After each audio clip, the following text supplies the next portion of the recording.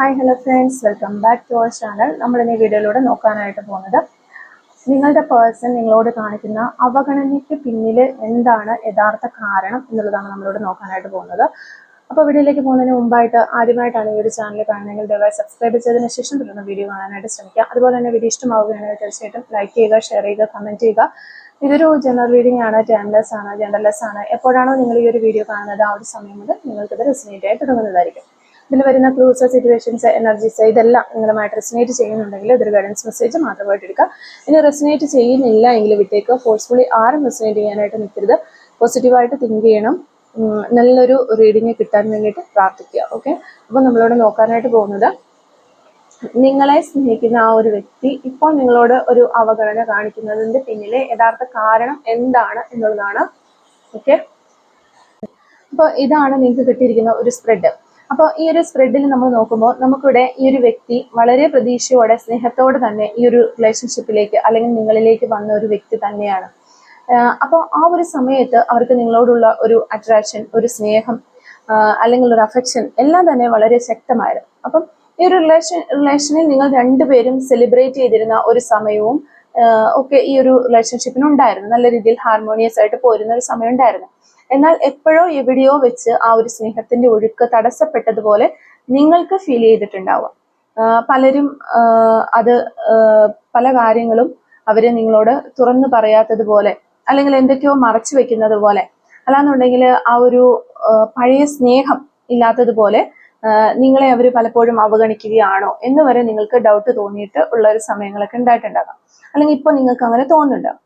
അത് ഒരു പരിധിവരെ ശരിയാണ് എന്നാണ് ഇവിടെ കാണുന്നത്. നിങ്ങളെ അവഗണിക്കുന്ന പോലത്തെ ഒരു ഫീലിംഗ് ഉണ്ടാകും. അത് ആ വ്യക്തിയുടെ ഭാഗത്തു നിന്നുണ്ടാകുന്ന ഒരു പ്രവൃത്തിയിൽ നിന്ന് തന്നെയാണ് നിങ്ങൾക്കത് തോന്നുന്നത്. അത് ഏറെക്കുറെ ഒരു ശരിയായ കാര്യങ്ങൾ തന്നെയാണ് എന്ന് നമുക്കിവിടെ കാണാനായിട്ട് സാധിക്കുന്നുണ്ട്. അപ്പം അതിന് കാരണം എന്ന് വെച്ചാൽ അവരുടെ മനസ്സിൽ ആഴത്തിലുള്ള ചില ആശയക്കുഴപ്പങ്ങളും പേടിയും ഒക്കെ ഉള്ളതായിട്ട് നമുക്ക് കാണാൻ സാധിക്കുന്നുണ്ട്. അവർക്ക് അവരുടെ യഥാർത്ഥമായ ഫീലിങ്സുകൾ തുറന്ന് നിങ്ങളോട് പറയാനായിട്ട് ശരിക്കും പേടിയാണ്. അങ്ങനെ അവർക്ക് ആ ഒരു ഇത് ഉള്ളിൽ വെച്ചിട്ട് അവരെ തന്നെ ആശങ്കകൾ തുറന്ന് പറഞ്ഞു കഴിഞ്ഞാൽ, അല്ലെങ്കിൽ ഇനി അവരുടെ ഉള്ളിൽ നടക്കുന്ന കാര്യങ്ങൾ നിങ്ങളോട് തുറന്ന് പറഞ്ഞു കഴിഞ്ഞാൽ നിങ്ങളെ അവര് എന്നേക്കുമായി അവരെ വിട്ടിട്ട് പോകുമോ, അല്ലെങ്കിൽ അവർക്ക് എന്നേക്കുമായി നിങ്ങളെ നഷ്ടപ്പെടുമോ എന്ന് അവര് പേടിക്കുന്നുണ്ട്. അപ്പം ഇവിടെ പാസ്റ്റിലെ ചില നഷ്ടങ്ങൾ അവരെ ഹർട്ട് ചെയ്യുന്നതായിട്ട്, വേദനിപ്പിക്കുന്നതായിട്ട് കാണുന്നുണ്ട്. ഒരിക്കൽ അവര് ആത്മാർത്ഥമായി സ്നേഹിക്കുകയും വിശ്വസിക്കുകയും ചെയ്ത ഒരാളാകാം, അല്ലെങ്കിൽ ഒന്നിലധികം പേരാകാം. അവരിൽ നിന്നും കിട്ടിയ, ആ വ്യക്തികളിൽ നിന്ന് കിട്ടിയ മുറിവാണ് അതാണ് അവരുടെ മനസ്സിൽ നിറയെ ഇങ്ങനെ സംശയങ്ങൾ ജനിപ്പിക്കുന്നത്. അതുകൊണ്ട് തന്നെ ഈ റിലേഷൻഷിപ്പിലും പൂർണ്ണമായി ഒന്ന് സറണ്ടർ ചെയ്യാനായിട്ട് അല്ലെങ്കിൽ വിശ്വസിക്കാനായിട്ട് അവരെ കൊണ്ട് കഴിയുന്നില്ല എന്നതാണ് അവരുടെ ഇപ്പോഴത്തെ യഥാർത്ഥ പ്രശ്നം. അവർക്ക് ആ കിട്ടിയ ഒരു വിശ്വാസമില്ലായ്മ അല്ലെ ട്രസ്റ്റ് ഇഷ്യൂസ് ഇനി ഈ ഒരു റിലേഷൻഷിപ്പിലും ഉണ്ടാകുമോ എന്നുള്ളതാണ് അവര് സംശയിക്കുന്നത്. അല്ലെങ്കിൽ ആ ഒരു സംശയം അവരുടെ മനസ്സിനുള്ളിൽ കയറി പറ്റി എന്നുള്ളതാണ്. അപ്പം പാസ്റ്റിലെ എക്സ്പീരിയൻസ് വെച്ചിട്ട് അവര് ഓവർ തിങ്ക് ചെയ്ത് അവരുടെ തന്നെ ഒരു നെഗറ്റീവ് തോട്ട്സിൽ അവരിങ്ങനെ കുടുങ്ങിക്കിടക്കുകയായിട്ടാണ് നമുക്ക് കാണാൻ പറ്റുന്നത്. അവരുടെ തന്നെ തോട്ട്സിൽ അവർ കുടുങ്ങിക്കിടക്കുകയാണ്. അപ്പൊ പുറത്തേക്ക് വരാനായിട്ട് നിരവധി വഴികൾ ഉണ്ടെങ്കിലും അവരുടെ മനസ്സ് തന്നെ അവരെ ഇങ്ങനെ തടഞ്ഞു നിർത്തുന്നതായിട്ടാണ് ഇവിടെ കാണുന്നത്. അപ്പൊ ഇവിടെ ശരിക്കും വേണ്ടത് ഈ വ്യക്തിക്ക് ഒരു ഹീലിംഗ് ആണ് വേണ്ടത്. ആ ഒരു വ്യക്തി തന്നെ അവരെ ഹീൽ ചെയ്ത് എടുത്ത് അതിൽ നിന്ന് പുറത്തു കടന്ന് വരേണ്ട ഒരവസ്ഥയാണ്. അപ്പോൾ ഈ ഒരു വ്യക്തി പലപ്പോഴും നിങ്ങളോട് കാഷ്വൽ ടോക്സ് ഒക്കെ നടത്തുന്ന, നല്ല രീതിയിൽ ഇരിക്കുന്ന സമയത്തോ അല്ലെങ്കിൽ നിങ്ങളുടെ റിലേഷൻഷിപ്പ് സ്മൂത്ത് ആയി പോകുന്ന സമയത്തൊക്കെ കാഷ്വൽ ടോക്സിലൊക്കെ പോലും എന്നെ നീ ഇട്ടിട്ട് പോകുമോ എന്ന രീതിയിൽ തമാശക്കൊക്കെ ഇടയ്ക്കിടയ്ക്ക് നിങ്ങളോട് ചോദിക്കുന്നുണ്ടാകാം. അപ്പൊ ആ ഒരു ഇൻസെക്യൂരിറ്റി ആണ് അവരെ കൊണ്ട് ആ ഒരു കാര്യങ്ങളൊക്കെ പുറത്തേക്ക് ഇങ്ങനെ പറയിപ്പിക്കുന്നത്, തമാശയ്ക്കാണെങ്കിൽ കൂടി. അപ്പം നിങ്ങളുമായിട്ട് ഒരുമിച്ച് മുഴുവനായിട്ട് ഈ ഒരു റിലേഷൻഷിപ്പിൽ സറണ്ടർ ചെയ്ത് മുന്നോട്ട് പോകണം, നല്ല സെലിബ്രേഷനോടുകൂടി പോകണമെന്നൊക്കെ അവർക്ക് ഉണ്ടെങ്കിലും ഇടയ്ക്കിടെ അവരൊന്ന് ഡൗൺ ആകും. അപ്പൊ ആ പഴയ ഒരു നെഗറ്റീവ് തോട്ട്സിലേക്ക് പോകുന്നതായിട്ടും ഇവിടെ കാണാനായിട്ട് സാധിക്കുന്നുണ്ട്. അപ്പൊ നിങ്ങൾക്കും അത് ഫീൽ ചെയ്യുന്നുണ്ടാകാം. കാരണം നമ്മളൊരു റിലേഷനിൽ പോയിക്കൊണ്ടിരിക്കുമ്പോൾ ഓപ്പോസിറ്റ് നിൽക്കുന്ന വ്യക്തിയുടെ വരുന്ന മാറ്റങ്ങൾ നമുക്ക് കറക്റ്റായിട്ട് മനസ്സിലാക്കാനായിട്ട് സാധിക്കും. അപ്പൊ നിങ്ങൾക്കും അതൊക്കെ തന്നെ ഫീൽ ചെയ്യുന്നുണ്ടാകും. കാരണം കുറച്ച് നാളുകൾ നല്ലൊരു ഹാപ്പി ആയിട്ട് ഫ്ലറിഷ് ആയിട്ട് എൻജോയ് ചെയ്ത് ഇങ്ങനെ റിലേഷൻഷിപ്പിൽ പോയി കഴിഞ്ഞാൽ പിന്നെ അവരൊന്ന് ഉൾവലിയുന്നത് പോലെ നിങ്ങൾക്ക് തന്നെ തോന്നിയിട്ടുണ്ടാകും. അപ്പം ഏതാണ്ടൊരു ശരിക്കും ഒരു ഓൺ ആൻഡ് ഓഫ് സിറ്റുവേഷൻ ഒക്കെ പോകുന്ന ആ ഒരു രീതിയിലുള്ള റിലേഷൻഷിപ്പിലേക്ക് ഇപ്പോൾ ഈ ഒരു റിലേഷൻഷിപ്പ് എത്തി നിൽക്കുന്നു എന്ന് തന്നെയാണ് നമുക്കിവിടെ കാണാനായിട്ട് പറ്റുന്നത്. അപ്പം ഇവിടെ ഒരു വലിയ ഇന്റേണൽ ഷോക്ക് അവർക്ക് ജീവിതത്തിൽ സംഭവിച്ചിട്ടുണ്ടാകാം.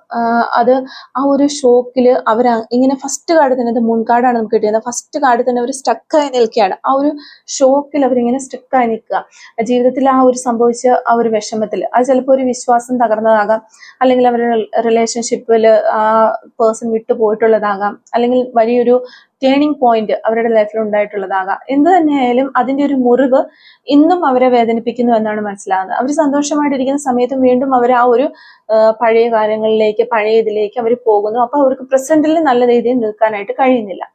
അപ്പം അതുകൊണ്ടൊക്കെ തന്നെയാണ് അവർ ഇന്ന് ഒരു റീസ്റ്റാർട്ട് ചെയ്യണം എന്ന രീതിയിൽ, അതായത് ഈ റിലേഷൻഷിപ്പ് റീസ്റ്റാർട്ട് ചെയ്യുന്ന കാര്യമല്ല, അവരുടെ മനസ്സിൽ ഒന്ന് റീസ്റ്റാർട്ട് ആകണം എന്ന ഒരു രീതിയിൽ അവർ പോകുന്നു. ഒരു റീട്രീറ്റ് മൂഡിലേക്ക് പോവുകയാണ് അവർ. ശരിക്കും അവരെ ഒന്ന് ട്രീറ്റ് ചെയ്ത് ഹീൽ ചെയ്ത് കൊണ്ടുവരണം എന്നൊരു രീതിയിലേക്ക് അവർ പോകുന്നതായിട്ട് കാണുന്നത്. അപ്പൊ ആ ഒരു സമയത്ത് നിങ്ങളെ അവഗണിക്കുന്നത് പോലെയൊക്കെ തോന്നുന്നു നിങ്ങൾക്ക്. യഥാർത്ഥത്തിൽ അവരുടെ ഉള്ളിൽ ആ ഒരു സമയത്ത് നടക്കുന്നത് അവരുടെ ഒരു ഹീലിംഗ് പ്രോസസ്സ് തന്നെയാണ്. അപ്പോൾ ഹീലിംഗിലൂടെ അവർ കടന്നു പോകുന്നു, അതിനുശേഷം റെസ്റ്റിലേക്ക് പോകുന്നു, ഫിയർ ഒക്കെ അവരെടുത്ത് മാറുന്നു. ഇങ്ങനെയുള്ള ഒരു പ്രോസസ്സ് തന്നെയാണ് അവരുടെ ഉള്ളിന്റെ ഉള്ളിൽ അവരറിയാതെ തന്നെ നടക്കുന്നത്. അപ്പൊ അങ്ങനെയുള്ള സമയങ്ങളിൽ അവർ വീണ്ടും ആ ഒരു പഴയ ട്രോമയിലൂടെ കടന്നു പോയിക്കൊണ്ടിരിക്കുകയാണ്. ഓരോ വട്ടവും ഹീലിംഗ് പ്രോസസ്സിലൂടെ വീണ്ടും തിരിച്ച് അവരെ തന്നെ ധൈര്യപ്പെടുത്തി നിങ്ങളിലേക്ക് വരുന്നതായിട്ടാണ് നമുക്കിവിടെ കാണാനായിട്ട് സാധിക്കുന്നത്. അപ്പം ഇതിപ്പം പുറത്തുനിന്ന് നോക്കുമ്പോൾ നമുക്ക് അത് അങ്ങനെയൊന്നും ഫീൽ ചെയ്യണമെന്നില്ല. അവർക്ക് കുറിച്ച് വളരെ സമയം ആവശ്യമായിട്ടുണ്ട്. അപ്പോൾ ആ ഒരു ടൈമിലാണ് പലപ്പോഴും അവർ നിങ്ങളെ അവഗണിക്കുന്നതായിട്ട് നിങ്ങൾക്ക് തോന്നുന്നത്. അപ്പം പുറമേ നിന്ന് നോക്കുമ്പോഴോ സംസാരത്തിലോ ഒന്നും തന്നെ ഇവർ ഇത്തരത്തിലുള്ള ഒരു മാനസികാവസ്ഥയിലൂടെയൊക്കെ കടന്നു പോകുന്ന വ്യക്തികളാണെന്ന് ഒരിക്കലും നമുക്ക് തോന്നുന്നില്ല. ചിലപ്പോൾ അവര് ആ ഒരു കാര്യങ്ങള് എന്തെങ്കിലും ചോദിക്കുന്ന സമയത്ത് മറുപടി തരാതെ ഒഴിഞ്ഞു മാറിക്കൊണ്ട് അങ്ങനെ ഒരു അവസ്ഥയിൽ ആ ഒരു രീതിയിലായിരിക്കും അവരത് ഫേസ് ചെയ്തുകൊണ്ടിരിക്കുന്നത്. അല്ലാന്നുണ്ടെങ്കിൽ എന്ത് ചോദിച്ചാലും പെട്ടെന്ന് ദേഷ്യപ്പെടുന്ന രീതിയിലായിരിക്കാം. അപ്പൊ ഇവർക്ക് ഇത് ഇവരുടെ ഉള്ളിൽ കിടക്കുന്നത് കൊണ്ട് തന്നെ അത് മറയ്ക്കാനായിട്ട് അവർ തന്നെ അറിയാതെ അവർ ചെയ്യുന്ന ഒരു കാര്യങ്ങളാണത്. അവര് പെട്ടെന്ന് ദേഷ്യപ്പെടുകയോ എന്തെങ്കിലും കാര്യങ്ങൾ ചോദിക്കുമ്പോൾ അതുവരെ ഇല്ലാതിരുന്ന ദേഷ്യം, അല്ലെങ്കിൽ അതുവരെ ഇല്ലാതിരുന്ന ഒരു അവഗണന, അല്ലെങ്കിൽ ശ്രദ്ധിക്കാതിരിക്കുക, ആ ഒരു രീതിയിലായിരിക്കാം ഇവരത് ഹാൻഡിൽ ചെയ്യുന്നത്. അപ്പൊ ആ ഒരു ഇത് ഓപ്പോസിറ്റ് നിൽക്കുന്ന പേഴ്സണെ തന്നെ അവഗണിക്കുന്ന പോലെ ഫീൽ ചെയ്യുന്നു. അത്തരത്തിലാണ് നമുക്കിവിടെ കിട്ടുന്ന ഒരു എനർജി. അപ്പൊ ഞാൻ പറഞ്ഞല്ലോ, പുറമേ നോക്കുമ്പോൾ യാതൊരു വിധത്തിലുള്ള സംസാരത്തിലൊന്നും നമുക്കത് മനസ്സിലാക്കാനായിട്ട് സാധിക്കില്ല. ഇനിയിപ്പോ നിങ്ങളിത് മനസ്സിലാക്കിയിട്ട് പോയിട്ട് ആ വ്യക്തിയെ ഒബ്സർവ് ചെയ്താൽ പോലും ഇവർക്ക് ഇങ്ങനെ ഒരു പ്രശ്നം ഉണ്ടെന്ന് നമുക്ക് മനസ്സിലാക്കാൻ പറ്റില്ല. അപ്പോൾ ഇവിടെ അവർക്ക് കഴിഞ്ഞ കാലത്തെ മുറിവുകളും നഷ്ടങ്ങളും ഒക്കെയാണ്, ഒരു ട്രസ്റ്റ് ഇഷ്യൂസ് ഒക്കെയാണ് അവർ ഇപ്പോഴും വേട്ടയാടുന്നത്. അതിനാൽ തന്നെ സ്വന്തം ചിന്തകളിൽ കുടുങ്ങി പുറത്തു വരാനായിട്ട് പേടിക്കുന്ന ഒരവസ്ഥയിലൂടെ ഈ വ്യക്തി ഇങ്ങനെ കടന്നു പോകുന്നത് കൊണ്ട് തന്നെ നിങ്ങളോട് ഒരു ഫീലിങ്സും സ്നേഹവും ഒക്കെ അവർക്ക് ഉണ്ടെങ്കിലും, വളരെയധികം ഉണ്ട് അവർക്ക് സ്നേഹവും ഫീലിങ്സും ഒക്കെ ഉണ്ടെങ്കിലും, അത് തുറന്ന് സമ്മതിക്കാനോ അല്ലെങ്കിൽ എക്സ്പ്രസ് ചെയ്യാനോ ഒട്ടും ധൈര്യം കിട്ടാതെ അവരിങ്ങനെ സ്വന്തമായി തന്നെ മനസ്സിന്റെ ഒരു ഹീലിങ്ങിന് വേണ്ടിയിട്ട് റീട്രീറ്റ് ചെയ്യുന്ന ഒരു അവസ്ഥയിലാണുള്ളത്. അപ്പൊ നിങ്ങളെ അവഗണിക്കുന്നതായിട്ട് നിങ്ങൾക്ക് തോന്നുന്നത് ഈ ഒരു സമയത്താണ്. അപ്പൊ നിങ്ങളെ അവഗണിക്കുന്നത് വഴി നിങ്ങളെ അകറ്റുകയല്ല അവരുടെ ശരിക്കും പറഞ്ഞ ഒരു ഉദ്ദേശം. പക്ഷെ സ്വന്തം മുറിവുകളിൽ നിന്നും രക്ഷപ്പെടാനുള്ള ഒരു വഴിയായിട്ടാണ് അവർ ഇതിനെ കാണുന്നത് എന്നുള്ളതാണ് നമുക്ക് ഈ ഒരു റീഡിങ്ങിൽ നിന്ന് മനസ്സിലാക്കാനായിട്ട് സാധിക്കുന്നത്. ഒത്തിരി തകർച്ചയിലൂടെ കടന്നുപോയ ഒരു വ്യക്തിയായിട്ട് ഈ ഒരു ടവർ കാർഡ് അത് തന്നെയാണ് കാണിക്കുന്നത്. ഒത്തിരി തകർച്ചയിലൂടെ കടന്നുപോയ ഒരു വ്യക്തിയാണ്. പക്ഷെ ഇനി ഒരു തകർച്ച വരുമ്പോൾ അതിനൊരു റീസ്റ്റാർട്ട് ഉണ്ടാകുമെന്ന് തന്നെയാണ് കാണുന്നത്. അപ്പോൾ ഇതിന് ഒരു റീസ്റ്റാർട്ട് ഉണ്ടാകണം എന്നും ഈ ഒരു വ്യക്തി ആഗ്രഹിക്കുന്നുണ്ട്. പക്ഷെ അവർക്ക് മനസ്സുകൊണ്ട് അതിന് പറ്റുന്നില്ല. അതിനു വേണ്ടിയിട്ട് അവർ പരമാവധി ട്രൈ ചെയ്യുന്ന എനർജീസ് നമുക്കിവിടെ വരുന്നുണ്ട്. വളരെ വ്യത്യസ്തം, നമ്മൾ എന്നും എടുക്കുന്ന റീഡിംഗിൽ നിന്നൊക്കെ ഒത്തിരി വ്യത്യസ്തമായിട്ടുള്ള ഒരു റീഡിംഗ് ആണ് ഇന്ന് കിട്ടിയിട്ടുള്ളത്. അപ്പൊ അത്തരം ഒരു പ്രത്യേകതരം ഒരു മാനസികാവസ്ഥയിലൂടെയാണ് നിങ്ങളുടെ പേഴ്സൺ കടന്നു പോയിക്കൊണ്ടിരിക്കുന്നത്. അപ്പൊ ഈ ഒരു സമയത്ത് എനിക്ക് പറയാനുള്ളത്, ഈ ഒരു റീഡിങ് നമ്മളിപ്പോൾ നിങ്ങളുടെ പേഴ്സൺ എന്തുകൊണ്ടാണ് നിങ്ങളെ അവഗണിക്കുന്നത് എന്നൊരു ടോപ്പിക്കാണ് നോക്കിയതെങ്കിലും ഒത്തിരി ആളുകൾക്കും ഇപ്പൊ ഈ ഒരു റീഡിങ് കണ്ടുകൊണ്ടിരിക്കുന്ന ആളുകൾ ചിലപ്പോൾ ഈ ഒരു സിറ്റുവേഷനിലൂടെ ഫേസ് ചെയ്ത് പോയിക്കൊണ്ടിരിക്കുന്ന ആളുകൾ ഉണ്ട് എന്നാണ് നമുക്ക് കാണാനായിട്ട് സാധിക്കുന്നത്. അപ്പോൾ അങ്ങനെ ഉണ്ടെന്നുണ്ടെങ്കിൽ നിങ്ങൾക്കൂടി റെസിനേറ്റ് ആകുന്ന ഒരു റീഡിംഗ് ആണ് ഇതെന്ന് മനസ്സിലാക്കുക. നിങ്ങളുടെ പേഴ്സന്റെ എനർജി മാത്രമല്ല നിങ്ങളുടെ എനർജിയും ഇവിടെ വരുന്നുണ്ട്. അതുകൊണ്ടാണ് ഞാൻ പറയുന്നത് ഒത്തിരി ആളുകൾക്കും അവനവന്റെ തന്നെ എനർജീസ് കയറി വരുന്നതായിട്ട് കാണുന്നുണ്ട്. അപ്പൊ നിങ്ങളിൽ ഈ റീഡിങ് കണ്ടുകൊണ്ടിരിക്കുന്ന ആളുകളിലും ഈ സെയിം സിറ്റുവേഷനിലൂടെ കടന്നു പോകുന്ന ആളുകളുണ്ട് എന്ന് നമുക്ക് മനസ്സിലാക്കുന്നുണ്ട്. അത് ജസ്റ്റ് നമ്മളൊന്ന് മെൻഷൻ ചെയ്തു എന്ന് മാത്രമേ ഉള്ളൂ. അപ്പൊ ഈ ഒരു സിറ്റുവേഷൻ എന്ന് പറഞ്ഞു കഴിഞ്ഞാൽ വളരെ ഒത്തിരി മാനസിക സമ്മർദ്ദം കൊടുക്കുന്ന ഒരു സിറ്റുവേഷൻ ആണ്. നമുക്ക് ഈ പാസ്റ്റ് ഉപേക്ഷിച്ചിട്ട് ഒരു പ്രസന്റിലേക്ക് നല്ല ഹാപ്പി ആയിട്ട് ഇരിക്കാനും പറ്റുന്നില്ല. നമ്മുടെ മുന്നിൽ ഒരു ഹാപ്പി ആയിട്ടുള്ള ഒരു പ്രസന്റ് ഉണ്ട്, പക്ഷെ ആ ഒരു പ്രസന്റിൽ ഹാപ്പി ആയിട്ട് നമുക്ക് നിൽക്കാനും പറ്റില്ല, എന്നാൽ തിരിച്ച് പാസ്റ്റിലേക്ക് പോകാനും പറ്റുന്നില്ല. പാസ്റ്റിൽ വളരെയധികം ഒരു ട്രോമ കിടക്കുന്നുണ്ട്, അത് വിട്ട് കളയാനും നമ്മളെ കൊണ്ട് സാധിക്കാത്തൊരവസ്ഥ. അത് ഇതിന് ശരിക്കും പറഞ്ഞാൽ കുറച്ച് സമയം എടുത്തു കഴിഞ്ഞാലാണ് ഇത് പൂർണ്ണമായിട്ട് നമ്മൾ തന്നെ ഇത് നമ്മളുടെ മനസ്സിന് തന്നെ ധൈര്യം കൊടുത്തുകൊണ്ട് നമ്മളത് ഹീൽ ചെയ്ത് മുന്നോട്ട് വരണം എന്നുള്ളതാണ്. അപ്പൊ നമുക്ക് ഈ ഒരു സെയിം കാർഡുകൾ നമുക്കിപ്പോൾ മനസ്സിലായി എന്താണ് നമ്മുടെ പ്രശ്നം എന്നുള്ളത്. അപ്പൊ ഈ ഒരു സെയിം കാർഡുകൾ വെച്ചിട്ട് നമുക്ക് യൂണിവേഴ്സിന്റെ ഗൈഡൻസ് എന്താണെന്ന് കൂടി നമുക്കൊന്ന് നോക്കാം. അപ്പോൾ ഇവിടെ യൂണിവേഴ്സിന്റെ ഗൈഡൻസ് പറയുമ്പോൾ ഇപ്പോൾ അവരെ മനസ്സിലാക്കാൻ ശ്രമിക്കുന്നതിനേക്കാൾ നിങ്ങൾ ചെയ്യേണ്ട ഒരു കാര്യം, ഇപ്പൊ ഈ ഒരു വ്യക്തിയുടെ അവസ്ഥ ഇതാണെന്ന് വെച്ചിട്ട് നമ്മൾ അവരെ മനസ്സിലാക്കാനല്ല കൂടുതൽ ശ്രമിക്കേണ്ടത്. നിങ്ങൾക്കിപ്പോൾ ഈ ഒരു റിലേഷൻഷിപ്പിൽ നിങ്ങളെയാണ് പ്രാധാന്യം കൽപ്പിക്കുന്നത്. അപ്പൊ നിങ്ങൾക്ക് ഈ ഒരു റിലേഷൻഷിപ്പിൽ നിന്ന് കിടന്ന അവഗണന മൂലം നിങ്ങൾക്കൊരു ട്രോമയോ നിങ്ങൾക്കൊരു വിഷമങ്ങളോ നിങ്ങളുടെ മനസ്സിന് അത് ഒരു ബുദ്ധിമുട്ടിലേക്ക് കൊണ്ടുപോകാതെ നിങ്ങളെ തന്നെ ഹീൽ ചെയ്യാനും നിങ്ങളെ തന്നെ ബാലൻസ് ചെയ്ത് നിർത്താനുമാണ് നിങ്ങളിപ്പോൾ ഈ ഒരു സമയത്ത് ഫോക്കസ് ചെയ്യേണ്ടത് എന്നാണ് യൂണിവേഴ്സിന്റെ ഭാഗത്തു നിന്നുള്ള ഗൈഡൻസ് ആയിട്ട് നമുക്ക് വരുന്നത്.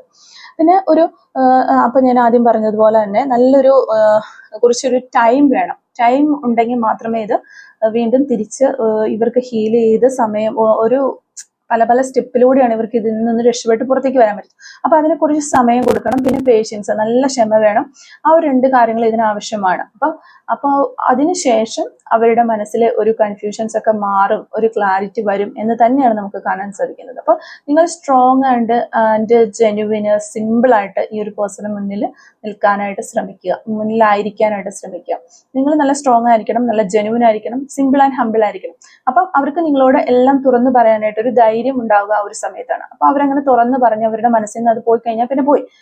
അപ്പം നിങ്ങൾ സ്വയം ശക്തമായി നിൽക്കുക, നിങ്ങൾ ഓവർ തിങ്കിങ് ഒഴിവാക്കുക, അവരുടെ ഒരു ഹീലിംഗ് ഒരു സമയം അവർക്ക് കൊടുക്കുക, അവർക്ക് ആ ഒരു ഹീലിംഗ് പ്രോസസ്സിന് നിങ്ങളൊരു റെസ്പെക്ട് കൊടുക്കുക എന്നുള്ളത് മാത്രമാണ് നമുക്കിവിടെ ചെയ്യാനായിട്ട് കഴിയുന്നത്. അത് തന്നെയാണ് യൂണിവേഴ്സിന്റെ ഭാഗത്തു നിന്ന് വരുന്ന ഒരു ഗൈഡൻസ് ആയിട്ട് നമുക്ക് കിട്ടുന്നത്. ഓക്കെ, അപ്പോൾ ഇത് ഒത്തിരി വെറൈറ്റി ആയിട്ടുള്ള ഒരു റീഡിംഗ് ആണ്. നമ്മൾ ഇതുവരെ എടുത്തിട്ടുള്ള റീഡിങ്ങുകളിൽ ഇങ്ങനെ ഒരു റീഡിംഗ് കിട്ടിയിട്ടില്ല. അപ്പോൾ ആരെങ്കിലുമായിട്ട് റെസനേറ്റ് ചെയ്യുന്നുണ്ടെങ്കിൽ ജസ്റ്റ് കമന്റ് ചെയ്ത് അറിയിക്കാൻ ശ്രമിക്കുക. ഓക്കെ, കുറച്ച് ക്ലൂസും കൂടെ എടുത്ത് നോക്കാം. Clues related to this reading. Okay, clues related to this reading. Okay, first clue നമുക്ക് വരുന്നത് 2003 എന്ന് പറയുന്ന ഒരു വർഷമാണ്. അതുപോലെ 2 days എന്ന് പറയുന്ന പോസിബിലിറ്റി വരുന്നുണ്ട്. റീഡിംഗ് എന്ന് പറയുന്ന ഒരു ക്ലൂ വരുന്നു. 1982 എന്ന് പറയുന്നൊരു വർഷം വരുന്നുണ്ട്. അതുപോലെ 2 months ഇവിടെ വരുന്നുണ്ട്. 1977 എന്ന് പറയുന്നൊരു വർഷം വരുന്നുണ്ട്. ടുഡേ എന്ന് പറയുന്നൊരു പോസിബിലിറ്റി വരുന്നുണ്ട്. ലോട്ട്സ് ഓഫ് ഫ്രണ്ട്സ്, നിങ്ങൾക്ക് ഒത്തിരി ഫ്രണ്ട്സ് ഒക്കെ ഉള്ള വ്യക്തികൾ, അല്ലെങ്കിൽ നിങ്ങളുടെ പേഴ്സൺ ഒത്തിരി ഫ്രണ്ട്സ് ഒക്കെ ഉള്ള വ്യക്തികളാകാനുള്ള ചാൻസ് ഉണ്ട്. വയനാട് ജില്ലയിൽ നിന്നുള്ള ആളുകളായിരിക്കാം. ഡാൻസ് ഒക്കെ അറിയുന്നവരോ ഡാൻസ് കളിക്കുന്ന വ്യക്തികളോ ഒക്കെ ആകാനുള്ള ചാൻസ് ഉണ്ട്. 1992 എന്ന് പറയുന്നൊരു വർഷം വരുന്നു.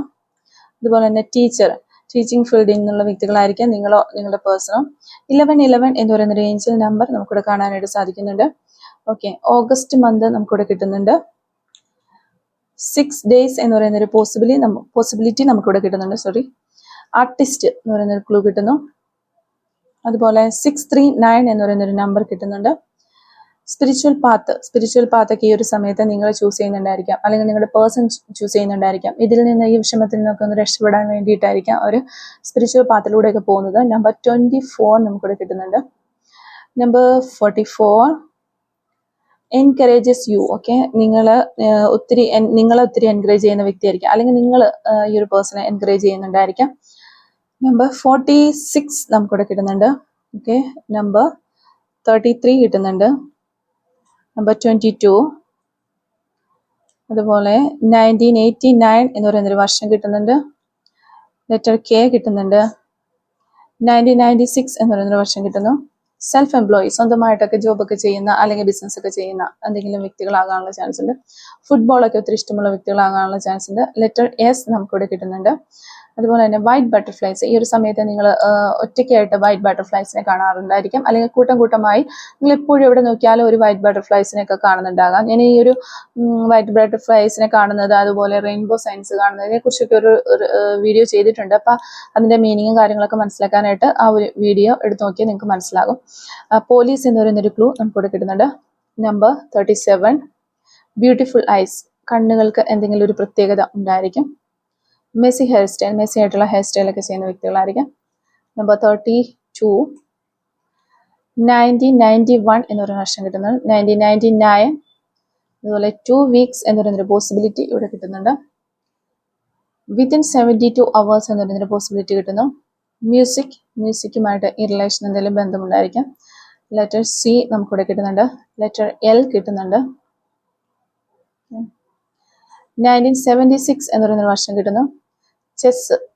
ചെസ് കളിക്കാനൊക്കെ ഒത്തിരി താല്പര്യമുള്ള വ്യക്തികളായിരിക്കാം. 1979 കെയറിങ്, ഗ്രീൻ കളർ ആയിരിക്കാം നിങ്ങൾക്ക് നിങ്ങളുടെ പേഴ്സണൽ ഇഷ്ടമുള്ള ഒരു കളർ എന്ന് വിചാരിക്കുന്നു.